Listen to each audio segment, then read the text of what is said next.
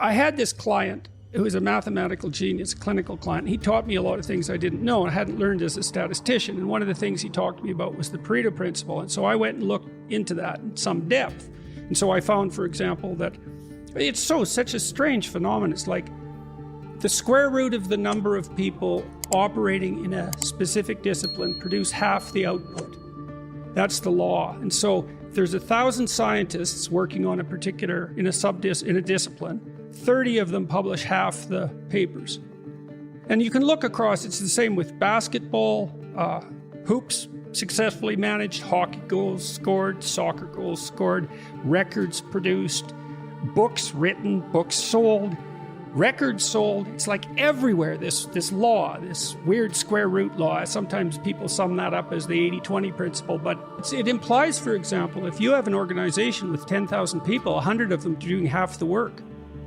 Yeah. Now, if you have 10, it's 3, and that's not so bad, but at 10,000, it's 100. And you think, no way. It's like, well, if you meet some of those people who might be in that 100, you might think differently. So, and this looks like there's some fundamental rule, and so imagine one distribution would be talent, and so you need to be in, say, the top 10%, but that's not enough. You also need, I don't know, you need to be in the top 10% of education, say, to be a successful research scientist. And the juxtaposition of those two curves produces a real fractional percentage, and those people are hyper qualified for that particular enterprise. The smaller the game, the less the gain at the top, but we expand the games continually with technology, and recording is an excellent example of that. And so I guess what we hope is that we produce enough new games so that everybody can win at something, but we're still funneling a tremendous number of resources to people at the top of whatever the game is, especially as these games become big.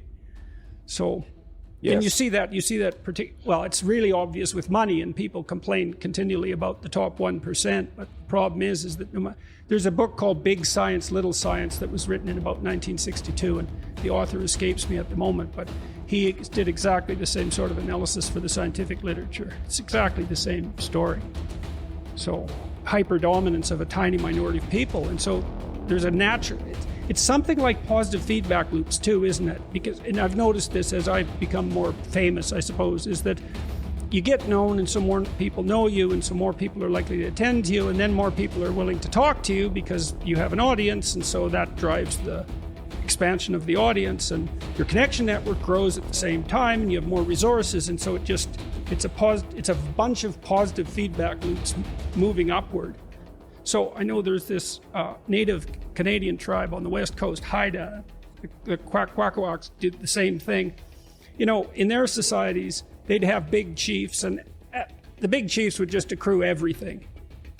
And then now and then they'd have a potlatch and give it all away. And then their status was dependent on their ability to give a lot away. And that stabilized their society. Now, those were made illegal by the Canadian government. But I do believe that that was one of their so-called evolved solutions to the problem of the terrible problem of inequality, the fact that, you know, goods tend to accrue in the hands of a few. I mean, I studied entrepreneurial success as a researcher for quite a long time too, because one of the personality factors that predict entrepreneurial ability is this trait openness, which is essentially creativity. And what defines creative thinkers in part is, so here's a simple creativity test, and it actually is reasonably predictive of creative capacity, both in terms of originality of thought and creative productions as assessed by experts. How many uses can you think of for a brick in 3 minutes? You got to write them down. Or even, how many 4-letter words can you think of in a minute that start with C? That'll be correlated at about 0.3 or 4 with your creativity, depending on how it's measured. Very simple test. And what seems to happen is that creative people, when they think of one idea, the probability that that will trigger an associated idea is higher, especially a distally associated idea.